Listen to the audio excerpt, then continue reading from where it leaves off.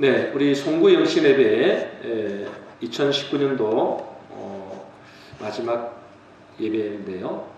마지막 예배의 제목은 에벤에셀이라는 말씀입니다.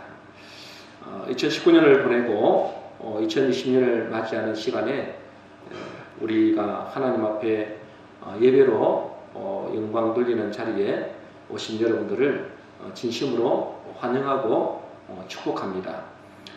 사람들은 이 묵은 해를 보내면서 옛것을 잊고 또 새 출발하기 위해서 하는 것이 보통 망년을 하죠. 망년이라는 뜻이 뭡니까? 그 해를 잊는다 라는 뜻이겠죠. 그 망년을 합니다. 그런데 망년을 하면 보통 건배사를 하잖아요. 그래서 위하여 이렇게 그렇게 건배사하는데, 건배사 요즘에 멘트가 있습니다. 멘트가 많이 있는데 이런 것들이 있더라고요. 제가 보니까 통통통 이렇게 있더라고요. 이제 술 한잔 하면서 우리가 위하여 이렇게 하잖아요. 통통통 이렇게 한대요. 그게 뭐냐 하니까 의사소통, 운수대통, 만사형통, 그래서 통통통 그런데요. 그 다음에 또 보니까 개나발 있더라고요. 개나발이 뭐냐, 개인과 나의 발전을 위하여 이렇게 개나발 이렇게 한대요. 이름이 좀 그렇죠, 그죠? 개나발 이렇게. 또 뭐가 있냐면 벤사또가 있습니다. 벤사또 이렇게 하는데, 벤사또가 뭘까요? 변함없는 사랑으로 또다시 만납시다. 이건 우리가 써도 좀 되겠어요, 그죠? 벤사또, 변함없는 사랑으로 내년에도 우리가 만나기를 소원합니다. 벤사또 한번 해볼까요? 따라하겠습니다. 벤사또. 네, 이렇게 망일할 때 이렇게 한대요. 근데 그 중에 제가 제일 마음에 드는 게 뭐냐면 여기저기랍니다. 여기저기. 따라하겠습니다. 여기저기가 뭘까요? 어떻게 알겠어요, 그죠? 저도 이제 찾아봐서 아는 건데, 여기저기가 뭐냐면 여러분의 기쁨이 저의 기쁨입니다. 제가 꼭 하고 싶은 말이에요. 여러분의 기쁨이 저의 기쁨입니다. 여러분의 슬픔이 저의 슬픔입니다. 참, 이 목회자의 참 애환이에요. 여러분들의 기쁨이 나의 기쁨은 좋은데 여러분의 슬픔이 나의 슬픔이에요. 예. 그래서 제가 제일 마음에 드는 것입니다. 우리 따라 한번 해볼까요? 여기저기. 예, 여기저기가 뭐라고요? 여러분의 기쁨이 나의 기쁨입니다. 저의 기쁨입니다. 이런 뜻입니다. 이렇게 망년회를 하는 이유가 뭐 때문에 망년회를 한다고요? 내 과거를 잊기 위해서, 내 아픔과 고통을 잊고 싶은 것입니다. 그러나 망년회를 하면서 과거의 죄와 허물과 고통을 잊고 싶다고 잊어집니까? 술 한잔 하면서 우리 다 잊자, 그런다고 그것이 잊어지느냐 말이에요. 오히려 잊은 것도 다시 생각날 것 같아요. 하나님도 우리에게 잊으라고 말씀하십니다. 여러분 잘 아시겠지만 이사야서 43장 18절 19절 한번 읽어볼까요? 우리 같이 한번 읽어보겠습니다. 시작. 너희는 이전 일을 기억하지 말며 옛날 일을 생각하지 말라. 보라, 내가 새 일을 행하리니 이제 나타낼 것이라. 하나님께서 우리에게 뭐 하지 말라고요? 이전 일을 기억하지 말라. 옛적 일을 생각지 말라. 그런데 우리가 옛날 일을 기억하지 않고 싶다고, 생각하지 않고 싶다고, 우리가 다짐한다고 잊어진다면 얼마나 좋겠어요. 근데 그게 안 잊어진단 말이에요, 그게. 근데 분명한 사실은 우리가 이 옛것에 사로잡히면 미래를 향해 나아갈 수가 없습니다. 어디에 사로잡히면요? 과거에 사로잡히면, 옛것에 사로잡히면 미래를 향해 달려갈 수가 없어요. 과거의 죄와 상처와 고통 속에 머물러 있으면 그는 앞으로 전진할 수가 없습니다. 늘 제자리에 머뭅니다. 그래서 자기를 책망하고 때로는 남을 원망하고 그리고 현실을 비관하다가 어떤 사람은 술 중독에 빠지기도 합니다. 어떤 사람은 범죄를 일으키기도 합니다. 어떤 사람은 노숙자가 되기도 해요. 과거 때문에, 과거의 상처와 그 허물과 죄악 때문에, 그 고통 때문에 노숙자가 되기도 해요. 며칠 전에 제가 유튜브에 올라온 영상을 봤는데 이런 영상이 있었습니다. 그 영상의 주인공은 음악에 대한 달란트가 있었던 사람이에요. 해병대 밴드부에서 제대한 후에 음악 교사를 꿈꾸다가 이제 대학을 들어갔어요. 대학에서도 음악을 전공했어요. 그런데 돈이 없으니까 중도에 그 음악 대학에서 하차를 했어요. 대학을 포기한 거죠. 그리고 그는 다른 일을 하면서 결혼을 하게 됩니다. 근데 결혼을 하는데 너무너무 행복하게 결혼 생활을 하는 거예요. 거기서 아이도 낳았어요. 그런데 어느 날 아내가 죽은 것입니다. 근데 그 아내가 죽고 나니까 너무너무 상처가 되는 거예요. 그래서 심각한 우울증에 빠졌습니다. 그리고 술 중독에 빠졌습니다. 그리고 자녀의 양육권도 빼앗겨버렸어요. 그는 노숙자가 됩니다. 노숙자가. 그의 상처와 아픔이 그를 과거에 묶이게 한 거예요. 미래에 대해서 한 발짝도 나갈 수 없는 것입니다. 물론 그 사람은 나중에 노숙자 신세를 하다가 우연히 길가에 있는 이 피아노를 반주하다가 누구에게 발견이 돼가지고 뜬 거예요. 그래서 다시 회복이 되기는 됐습니다만은 이렇게 옛것에 사로잡히면 우리는 미래를 향해 나아갈 수가 없습니다. 과거의 죄와 상처와 고통이 그를 붙잡아주기 때문에 앞으로 전진할 수가 없는 것입니다. 그것을 강함에 끌어내야 됩니다. 그래서 하나님도 우리에게 이전 일을 생각하지 말라, 기억하지 말라, 옛적 일을 생각하지 말라, 그렇게 말씀하십니다. 그런데 이렇게 많은 경우에 있어서 이 과거를 끊어내지 못합니다. 사람들이 끌어내 보려고 그렇게 몸부림을 치지만 다시 옛날로 돌아가는 반복적인 생활을 하게 되죠. 하나님은 우리에게 이런 이전 일을 기억하지 말라라고 말씀하십니다. 내가 새 일을 행하겠다. 어떻게 해야 될까? 그러면 어떻게 해야 우리가 미래로 나아갈 수 있을까요? 과거의 것을 끊고 우리가 미래를 나아갈 수 있을까요? 그 방법이 뭔가? 오늘 본문에 하나님은 우리에게 말씀하십니다. 자, 오늘 본문 말씀은 사사시대가 배경입니다.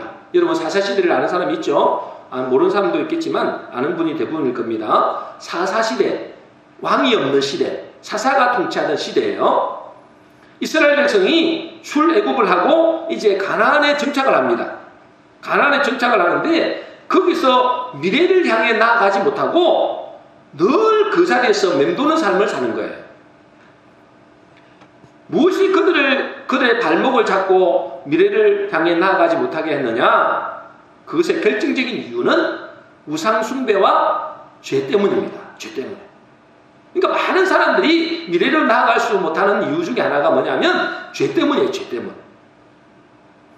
그래서 사무엘은 이렇게 말합니다. 사무엘상 7장 3절입니다. 우리 같이 읽겠습니다. 시작. 사무엘이 이스라엘 온 족속에게 말하여 이르되 만일 너희가 전심으로 여호와께 돌아오려거든 이방 신들과 아스다롯을 너희 중에서 제거하고 너희 마음을 여호와께로 향하여 그만을 섬기라. 그리하면 너희를 블레셋 사람의 손에서 건져내시리라. 그랬습니다. 그들이 미래를 향해서 달려가야 되는데 늘 다람쥐 쳇바퀴 삶이에요. 그러니 그것에 그 과거의 발목이 잡혀있을 때 그 죄로 말미암아 과거의 발목이 잡혀있을 때 그것을 끊어내는 방법을 하나님이 우리에게 제시하시는데 그게 뭐라고요? 그게 뭘까요? 오늘 말씀을 보니까 너희가 회개하라. 그 말이에요. 회개해라. 회개만이 뭐냐면 회개만이 우리의 과거의 발목을 잡고 있는 그것에서 벗어나서 미래를 향해 달려갈 수 있다는 것입니다. 그 죄를 회개하지 않으면 절대로 미래를 향해 달려갈 수가 없다는 것입니다. 에스겔서 18장 32절 말씀입니다. 같이 읽겠습니다. 시작. 주 여호와의 말씀이니라. 죽을 자가 죽는 것도 내가 기뻐하지 아니하노니 너희는 스스로 돌이키고 살지니라. 우리가 살기 위하여 미래를 향해 나아가야 되잖아요. 미래를 향해 나아가는 것이 우리가 사는 길인데 그 미래를 위하여 달려가고 살기 위해는 돌이키는 것, 회개하는 것입니다. 여러분, 이 죄는 집요합니다. 우리가 미래를 나아가려고 하면은 이 죄는 우리의 발목을 꽉 잡습니다. 이 죄를 해결하지 않고는 절대로 미래로 향해 달려갈 수 없습니다. 제가 그 사람 중에 한 사람입니다. 저는 어렸을 때 이 죄로 말미암아 내 인생이 발목에 잡혔던 경험이 있습니다. 뭐 어린 제가 무슨 큰 죄를 저질렀겠습니까? 많은. 그런데 그 죄가 크든 작든 이 죄에 묶여가지고 미래를 향해 달려갈 수가 없는 거예요. 그 죄가 나를 억누르고 나를 지배하고 그래서 나를 미래로 나아가지 못하게 합니다. 늘 과거에 잡혀서 살아가겠어요. 그래서 내 생각은 어떤 생각이 자르고 있느냐? 나는 안 된다. 나는 못한다. 나는 왜 이 모양 이 꼴일까? 나는 왜 이렇게 한심할까? 늘 이게 자꾸 사라졌겠어요. 그러니 무슨 발전이 있겠습니까? 그러면 또 내 속에서 어떤 것이 또 이야기합니다. 그래, 맞다. 너는 안 돼. 너가 한 짓을 봐라. 너의 가정 형편을 봐라. 너는 그렇게 살아야 할 운명이다. 너는 그 운명이야. 그거는 빠져나올 수가 없어. 그렇게 또 다른 내 안에서 그런 이야기를 합니다. 그러면서 과거에 꼭 묶어두는 거예요. 그러므로 이 죄에 대해서 끌어내지 않고는 절대로 미래를 향해 나아갈 수가 없습니다. 그런데 어느 날 제가 하나님의 말씀을 듣다가, 여러분 뭘 듣다가요? 하나님의 말씀을 듣다가. 그래서 여러분 있잖아요, 예배 한번 제대로 들으면 여러분 인생이 바뀌어버립니다. 우리 아이들 저렇게 졸고 있다가 하나님 말씀이 제대로 들어가 버리면 인생이 바뀌어버린다니까. 그러니까 어떻게든지 예배에 참석해야 돼요. 제가 어느 날 하나님의 말씀을 듣다가 제 인생이 바뀌는 체험을 했습니다. 하나님 말씀을 듣고 그것을 묵상하는데 저에게 있잖아요, 회개가 터진 거예요. 회개가 터진 거예요. 하나님 앞에서 철저하게 회개했습니다. 내가 회개했다기보다는 회개를 시키더라고요. 제 마음에서 그 말씀이 저를 회개케 하게 하시더라고요. 그 회개를, 철저한 회개를 하나님이 시키시더니 그 후에는 제 마음에 변화가 찾아왔습니다. 소망이 생겼어요. 미래에 대한 확신이 생겼습니다. 하나님이 나와 함께 하시니 염려와 두려움도 사라졌습니다. 미래를 전진할 용기가 생기고 도전할 마음이 생기는 거예요. 그 이후로 제 인생이 아무리 봐도 돌아보면 내가 산 것이 아니고 하나님의 인도하심과 하나님의 함께 하셨음을 고백하지 않을 수가 없습니다. 오늘도 제가 하나님 앞에서 제가 하나님께 드리는 편지를 적었어요. 그런데 아무리 고백해도, 아무리 제가 돌아봐도 하나님의 은혜입니다. 지금까지 지내온 것 하나님의 은혜입니다. 이 고백밖에 할 수가 없어요. 그러므로 이 죄와 허물에 대해서 끊어내야 미래를 향해 전진할 수 있습니다. 이 죄와 허물을 끊어내는 길이 뭐라고요? 회개입니다. 회개. 여러분, 이 회개가 안 되면 앞으로 나아가는 것 같은데 다시 무너집니다. 뭔지 아세요? 그냥 여러분들 속에 발목을 딱 잡고 있다고 했잖아요. 발목을 뭘로 잡고 있냐면 이 튜브를 이렇게 쫙 잡고 있는 거랑 똑같아요. 내가 막 달려가는데 앞으로 쭉 달려갑니다. 달려갔는데 어느 순간 제자리야. 그렇습니다, 여러분들. 더 열심히 달려가는데 언제 멀리 왔다 싶었는데 다시 재밌지. 여러분, 이것을 끌어내지 않고는 절대로 여러분 미래로 향해 달려갈 수 없습니다. 그것을 끝내는 길이 회개입니다. 에스겔서 18장 30절입니다. 우리 같이 읽겠습니다. 시작. 너희는 돌이켜 회개하고 모든 죄에서 떠날지어다. 그리한즉 그것이 너희에게 죄악의 걸림돌이 되지 아니하리라. 여러분은 걸림돌이 안 된다 말이죠. 그 죄악을 회개하고 돌이켜야 여러분들은 그것을 끌어내야 여러분들은 미래를 향해 달려갈 수 있습니다. 저 천성을 향해 달려갈 수 있습니다. 문제는 뭐냐면 내가 정말로 회개했는가의 문제입니다. 내가 회개했는가? 그냥 뉘우침이나 후회로 끝난다면 그것을 끌어낼 수가 없어요. 많은 사람이 이 뉘우침과 후회 정도로 끝납니다. 저도 회개한다고 했지 않겠습니까? 근데 알고 보니까 뉘우침과 후회 정도로 끝냈더라고요. 진짜 완전히 끝내야 되는데. 여러분, 회개가 뭐냐? 회개. 헬라어로 메타노이아 그래요. 그것은 뜻이 뭐냐면 마음을 바꾸다. 뭘 바꾸다가요? 마음을 바꾸다. 회개는 뭐라고요? 마음을 바꾸는 겁니다. 회개는 마음을 바꾸는 거예요. 여러분, 그러면 마음 중심에는 뭐가 있을까요? 여러분, 마음 중심에는 뭐가 있어요? 몰라요? 마음 중심에 뭐가 있어요? 마음 중심에 뭐가 있냐면 지정의가 있습니다. 뭐가 있다고요?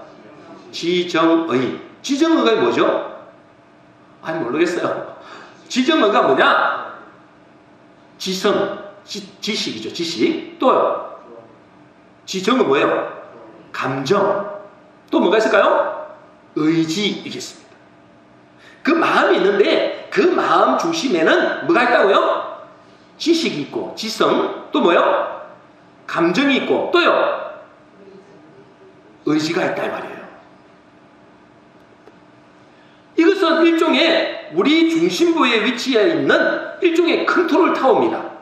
여기서 컨트롤하는 거예요. 여러분들이 이 마음, 지정의, 내 지식을 가지고 있죠. 지식, 내가 알고 있는 지식, 그리고 감정이 있죠. 그리고 의지가 있잖아요. 이것이 뭘 나타날까요? 여러분들의 행동을 통제합니다.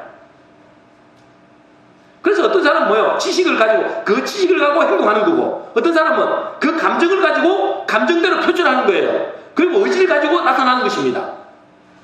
그래서 이 마음 중심에 지정의가 있는데 이것이 뭐라고요? 우리 마음의 컨트롤 타워라고요.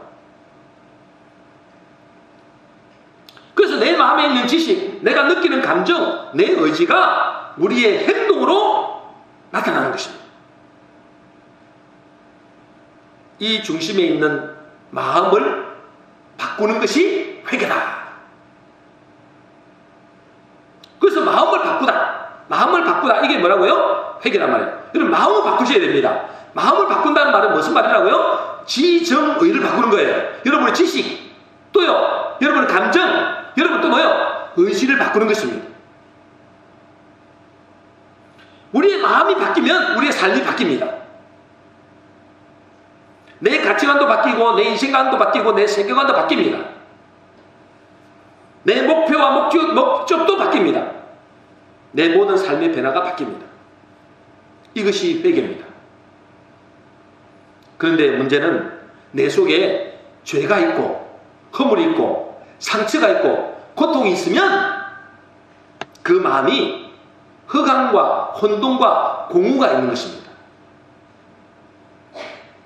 그래서 마음이 안정을 못 찾습니다. 마음이 안정이 안 돼요. 이런 사람들은 평안이 없습니다. 뒤죽박죽입니다. 그러면 어떻게 될까요? 정상적인 판단을 못합니다. 자기 남대로 머리를 떼게 굴리는데 바른 판단을 못하는 거예요. 왜? 올바른 지식이 아니니까. 자기 남대로 참는다고 참는데 그 감정이 폭발합니다. 어느 순간. 그래서 잘 돼가는 것도 망치버립니다. 그래서 분노장애라고 해요. 분노장애. 그것이 심한 사람은 분노장애라고 해요. 감정을 주체하지 못하는 사람. 그리고 잘못된 결정을 하게 되면 어떻게 됩니까? 잘못된 판단을 하게 되고, 잘못된 판단을 하게 되면 잘못된 행동을 하게 됩니다. 그래서 그의 운명이 바뀝니다. 바뀌는 것이 아니라 그의 운명이 자기의 마음속에 있는 것대로 가게 되는 거죠. 그러니 이 회개는 너무나 중요합니다. 내가 가지고 있는 지식과 감정과 의지, 거기에 뭐가 들어가 있다고요? 죄와 허물이 들어가 있고 상처와 고통이 들어가 있단 말이죠. 그러니까 이게 왜곡되는 것입니다. 여러분의 마음을 왜곡시키는 거예요. 그럼 바른 판단을 못하고 바른 결정을 못하고 바른 행동을 못하게 됩니다. 자기 남들은 바르게 한다고 하는데 엉뚱한 대로 가는 것입니다. 그래서 이걸 바꿔야 돼요. 이걸 바꾸는 것을 보고 뭘 한다고요? 회개를 한다. 회개. 그래서 이 회개는 뭐냐면 내 속에 있는 죄와 허물을 씻어내는 작업입니다. 정확하게 말한다면 죽었던 죽었던 것을 살려내는 작업이에요. 죄와 허물로 죽어있는 그것을 살려내는 작업이에요. 그래서 내가 가진 지식, 내가 가지고 있는 감정, 내가 가지고 있는 의지를 바꾸는 작업이 회개라는 거예요. 그래서 내가 가지고 있는 지식이 아닌 하나님의 지식으로, 내가 가지고 있는 사람들은 자기 지식으로 살잖아요. 근데 그 지식은 올바른 지식이 아니다 말이죠. 하나님의 지식으로, 내 감정 위에 서는 것이 아니라 하나님의 말씀 위에, 내 의지나 내 뜻이 아니고 하나님의 의지, 하나님의 뜻으로 바꾸는 것. 그걸 보고 뭘 한다고요? 회개를 한다. 이 회개가 일어나야 돼요. 이 회개가 일어나지 않으면 절대로 미래로 향해서 달려갈 수가 없습니다. 시간이 없으니까 오늘 본문의 이스라엘 백성들은 진정으로 회개를 했습니다. 사무엘상 7장 6절입니다. 우리 같이 읽겠습니다. 시작. 그들이 미스바에 모여 물을 길러 여호와 앞에 붓고 그날 종일 금식하고 거기에서 이르되 우리가 여호와께 범죄하였나이다 하니라. 자, 이 이스라엘 백성들이 자기의 죄와 허물, 우상 숭배했던 모든 죄악에서 뭐 했다고요? 회개한 것입니다. 그냥 회개도 아니고 우상을 버리고 금식하면서, 온 백성이 금식하면서 회개했습니다. 그런데 문제는 뭐냐면, 문제는 그 다음에 무슨 일이 벌어지느냐, 가만히 있던 블레셋이 쳐들어오는 겁니다. 블레셋이. 졸지에 한 곳에 모여있던 이스라엘 백성들이 다 죽게 생겼습니다. 준비도 안 했어요. 전쟁 준비도 안 하고 왔는데 이 모여있는 틈을 타서 이 블레셋이 쳐들어온 것이죠. 여러분, 우리가 회개하고 이게 우리가 하나님 앞에 진정으로 회개하면 좋은 일이 일어나야 되는데 안 좋은 일이 일어나는 거예요. 안 좋은 일이.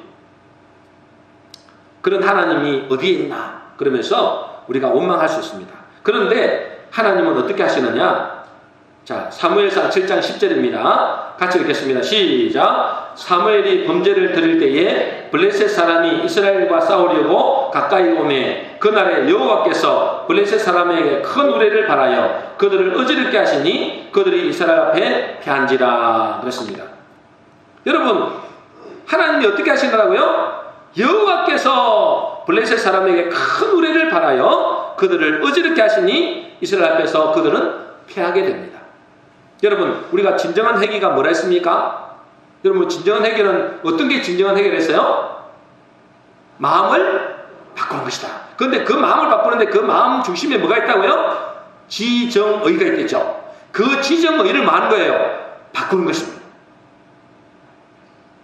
다시 말해서 한마디로 말하자면 내가 주인되어 있던 자리, 내가 마음대로 내 지식을 가지고 내가 판단하고 정죄하고 남을 판단하고 결정했던, 그리고 내 감정대로 살아갔던, 내 의지대로 살아갔던 그것을 뭘로 바꾸는 거예요?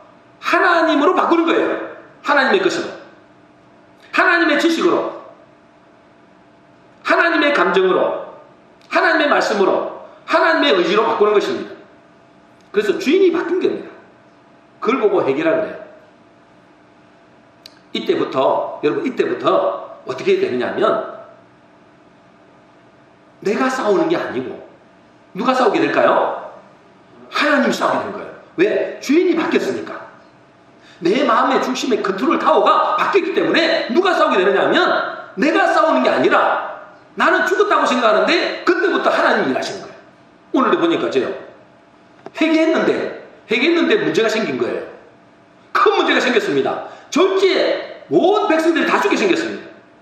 그런데 회개하고 나니까 그 문제가 뭐냐면 더 큰 하나님의 축복으로 바뀌게 됩니다. 누가 그랬냐? 하나님이 그때부터 싸우기 시작합니다. 자, 여러분, 우리가 출애굽할 때 이스라엘 백성 앞에서 홍해가 가로막혀 있었잖아요. 그리고 뒤에서는 애국 군대가 따라옵니다. 그때 하나님께서 뭐라고 말씀하셨을까요? 자, 같이 읽겠습니다. 출애굽기 14장 13절 14절입니다. 우리 같이 읽겠습니다. 시작. 모세가 백성에게 이르되 너희는 두려워하지 말고 가만히 있어서 여호와께서 오늘 너희를 위하여 행하시는 구원을 보라. 여호와께서 너희를 위하여 싸우시리니 너희는 가만히 있을지니라. 그렇습니다. 누가 싸운다고요? 여호와께서. 여러분, 진정한 회개가 되면 누가 여러분 속에 역사하는 거예요? 하나님이 역사하는 것입니다. 그렇기 때문에 우리 문제가 온다 할지라도 그 문제를 내가 싸우는 게 아니라 누가 싸운다고요? 하나님이 싸운다. 믿으시길 바랍니다. 그런 이야기를 하려면 많은데 시간이 없으니까. 그래서 사무엘상 7장 14절에 이렇게 되어 있습니다. 우리 같이 넘겨 보세요. 사무엘상 7장 14절입니다. 같이 읽겠습니다. 시작. 블레셋 사람들이 이스라엘에게서 빼앗았던 성읍이 에글론부터 가드까지 이스라엘에게 회복되니 이스라엘이 그 사방 지역을 블레셋 사람들의 손에서 도로 찾았고 또 이스라엘과 아모리 사람 사이에 평화가 있었더라. 그렇습니다. 우리가 진정으로 회개하고 기도하면 문제가 있을 수 있습니다. 그러나 그 큰 문제가, 그 큰 위기가 우리가 걱정할 필요도 없고 오히려 그것은 놀라운 축복이 된다는 것입니다. 대역전의 기회가 된다는 것입니다. 그래서 오늘 이 이스라엘 백성들 보니까 그들이 회개하고 하나님 앞에 회개했잖아요. 온 백성이 금식하며 회개했잖아요. 진정으로 회개하고 났는데 문제가 닥쳤습니다. 그러나 그 문제가 오히려 뭐가 있다고요? 잃어버린 영토를 회복했어요. 잃어버린 영토를 회복한 거예요. 또 그때부터 진정한 평화가 찾아왔습니다. 저와 여러분이 진정으로 회개하게 되면 잃어버린 것들을 다 찾게 됩니다. 마귀에게 뺏겼던 그 모든 것들을 다시 회복하게 됩니다. 그리고 그때부터 진정한 평화가 있습니다. 그러므로 우리가 죄와 허물로 인해서 과거에 묶일 수 있는데 그것을 해결하고 미래를 향해 나아갈 수 있는 길이 뭐라고요? 따라하겠습니다. 회개가 있습니다. 그 회개만이 여러분들의 그 과거에 묶이고 죄에 묶이고 상처에 묶이고 고통에 묶여있던 그것에서 끌어내고 미래를 향해 진전할 수 있는 것입니다. 두 번째, 자, 그러면 그것은 내 잘못이잖아요. 내 잘못에 대해서는 뭘 해야 된다고요? 회개해야 됩니다. 그런데 내 잘못이 아니고 다른 사람의 잘못이 있습니다. 그죠? 다른 사람이 나에게 상처를 주고 나에게 고통을 준 적도 있어요. 그것도 내가 미래를 향해 달려가는데 방해가 됩니다. 장애가 됩니다. 내가 잘못된 것은 내가 회개하면 되는데 남이 잘못된 것은 내가 어떻게 해야 되냐 말이죠. 남이 나에게 상처를 주고 남이 나에게 고통을 주고 그런 것들이 많이 있잖아요. 그것으로 인해서 우리가 미래를 나아가지 못하는 경우도 많습니다. 그럴 때는 어떻게 해야 되겠는가?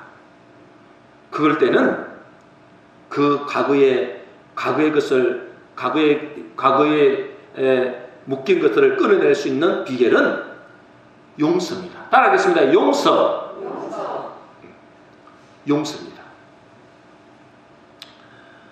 오늘 말씀해 보면 용서에 대한 말씀은 없는 것처럼 보이죠? 그런데 이스라엘 백성들이 회개할 때 하나님은 그들의 회개를 받으시고 용서하셨습니다. 그 결과 하나님은 그들을 치던 블레셋 군대를 격퇴시키고 그리고 그 백성들에게 평화가 찾아온 것입니다.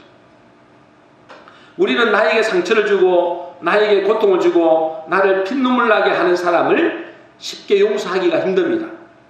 그렇죠? 그게 쉽겠어요? 나에게 피눈물 나게 한 그 사람을 용서하기 쉽겠냐고요? 나에게 마음의 상처를 준 사람을 용서하기 쉽겠냐고요?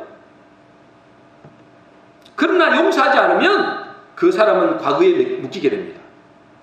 그리고 미래를 향해 나아갈 수 없습니다. 그래서 몸은 성장하는데, 몸은 자라는데 마음은 늘 안전뱅이로 살아갑니다. 그 사람은.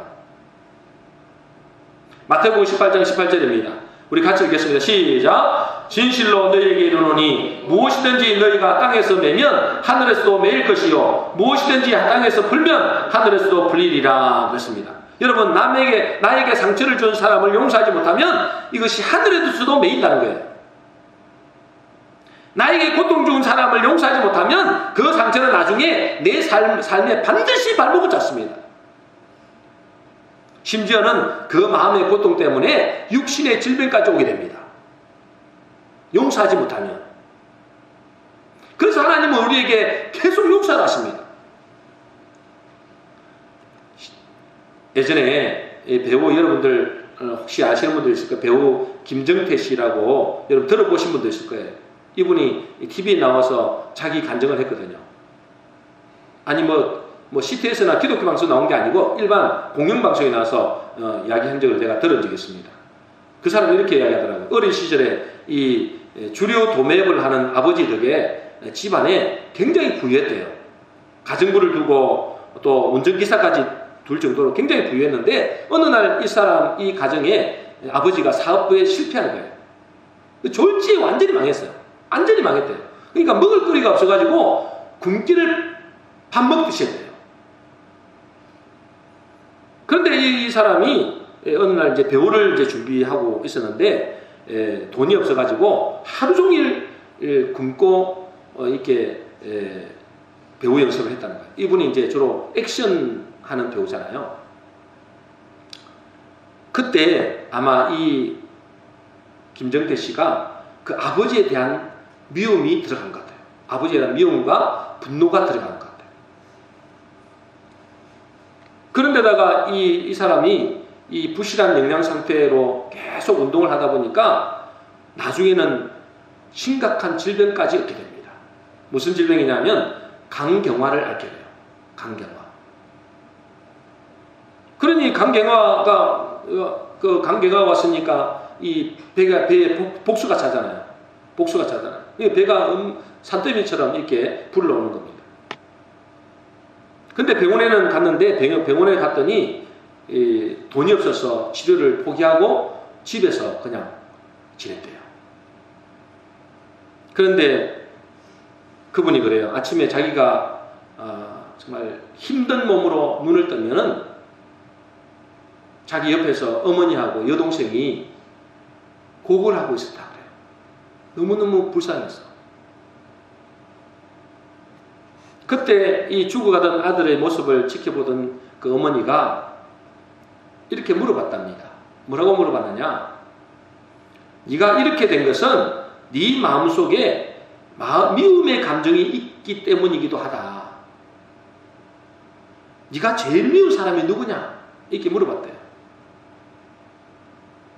그때 이제 이 김정태 씨가 자기는 아버지가 제일 밉다는 거예요.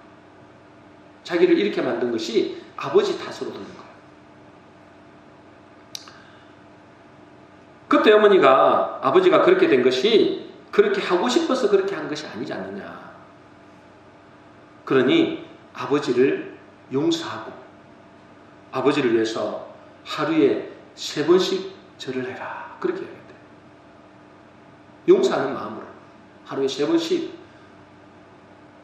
아버지에게 절을 해라. 그것도 큰 절을 해라. 그러니까 자기도 가만히 들어보니까 맞는 말이거든요. 자기 때문에 그 아버지 때문에 자기가 이렇게 된 건 아니잖아요. 아버지가 이불로 그런 것도 아니고. 그래서 그 아버지의 관계를 회복하기 위해서 이 사람이 그렇게 힘든 가운데서도 잠자기 전에 일어나가지고 아버지에게 찾아가서 3번씩 큰 절을 합니다. 3번씩. 완전히 제대로 일어나기조차 힘든데도 억지로 가가지고 3번씩 절을 한다. 그런데 있잖아요. 그 일이 있고 난 얼마 뒤에, 얼마라는지는 정확하게 모르겠어요. 얼마 뒤에 복수가 빠지는 거예요. 이게 배에 타오르는 복수가 빠지고 건강이 좋아진 거예요. 병원에 갔더니 이것은 기적이다. 그렇게 합니다. 여러분, 용서의 힘은 위대합니다. 용서는 남을 살리기 전에 나를 살리는 것입니다. 용서는 하나님의 능력이 임하는 놀라운 축복입니다. 이 용서를 통해서 자기도 살고 가족도 살립니다. 이 용서는 우리의 기도가 하나님 앞에 상달되기도 합니다.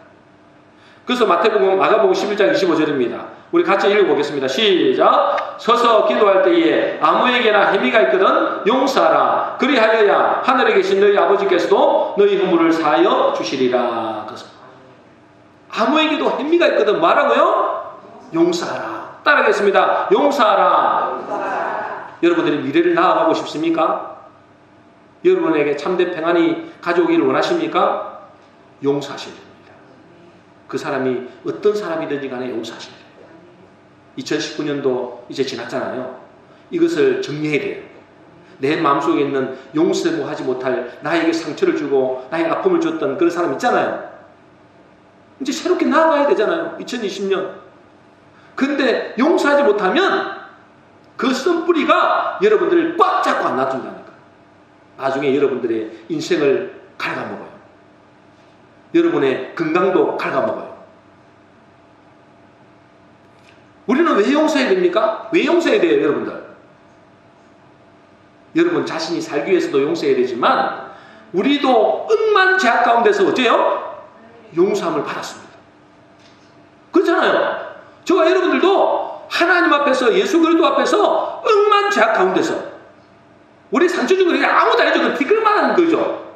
억만 죄악 가운데서 영원히 지옥 가야 될 우리를 용서해 주셨다니까. 그러니 우리도 이 세상에서 우리에게 상처를 주고 아픔을 줬던 사람들에게 용서하지 못할 일은 하나도 없다는 거예요. 우리가 진짜 그리스도인이 맞는지 안 맞는지를 뭘 보면 알까요? 그리스도인이라면 하나님 앞에 은혜 받은 사람이죠.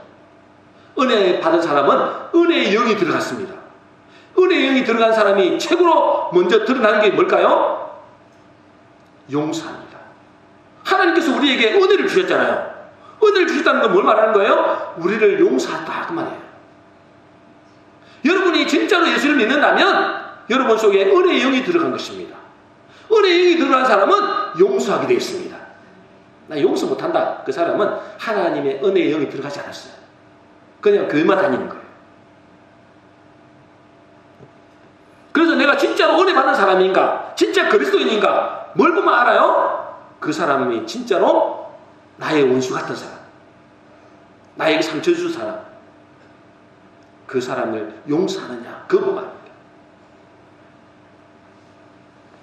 1만 달란트를 우리가 용서받았다고 성경에 보니까 그게 1만 달란트가 얼마나 많은지 뭐 이렇게 할 수 없어요. 몇십 조 될 거예요. 그렇게 우리는 탕감을 받았는데 단지 몇 달 이 싹 몇백만 되겠죠. 그것을 탕감하지 않는다고 그 사람을 옥에다 가두는 사람과 똑같다. 우리는 용서해야 됩니다. 그래야 미래를 향해 달려갈 수 있습니다. 그러면 누구를 가장 용서해야 될까요? 여러분 누구를 가장 용서해야 되죠? 내 원수 같은 사람을 용서해야 됩니다. 근데 내 원수 같은 사람이 어디에 있어요? 여러분들은 원수가 다 없나요? 근데 여러분 원수 같은 사람은 어디에 있어요? 제일 가까운 데 있어요. 가장 가까운 데요. 그죠? 그게 누구예요? 그 원수 같은 사람이 누구예요? 남편도 될 수 있고 참 희한하죠. 그죠? 남편도 될 수 있고 또 아내도 될 수 있고 또 부모도 될 수 있고 또 자식도 될 수 있어요. 참 희한하죠? 형제도 될 수 있고 멀리 있는 사람이 나도 알지 못하는 부산에 있는 사람, 광주에 있는 사람의 내 원수가 된 사람은 없잖아요. 거의 제일 가까운 사람이 원수야. 원수. 우리 교회 안에서도 제일 가까운 사람이 원수야. 저하고 그렇지 않을 줄 믿습니다. 농담입니다만은 어쨌든 제일 가까운 사람이 원수가 돼요. 그죠?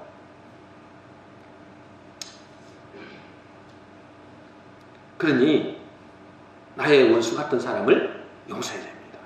제일 가까운 사람일수록 더 용서해야 됩니다. 그런데 사실 우리가 가장 용서해야 될 사람이 있습니다. 누굴까요? 제일 가까운 사람 누굴까요? 몰라요? 나 자신입니다. 나 자신. 나 자신이 사실은 나와 가장 가까운 사람이 사실은 내 자신과 같은 거예요. 아내도 나와 한 부신이잖아요. 내 자식도 부신이잖아요. 그 나의 나.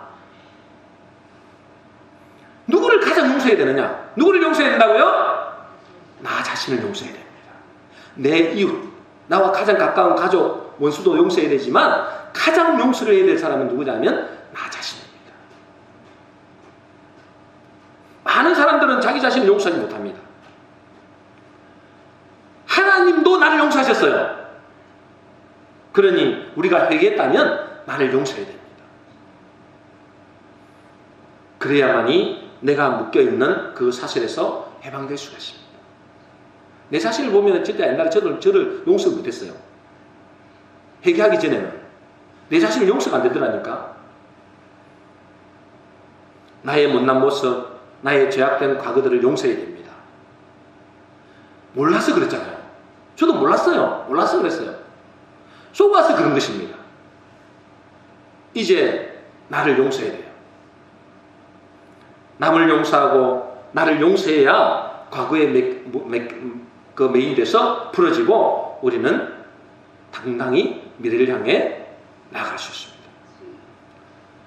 저와 여러분들이 내 원수 같던 사람도 용서하시고 나 자신도 용서하시기를 주의 이름으로 축복합니다.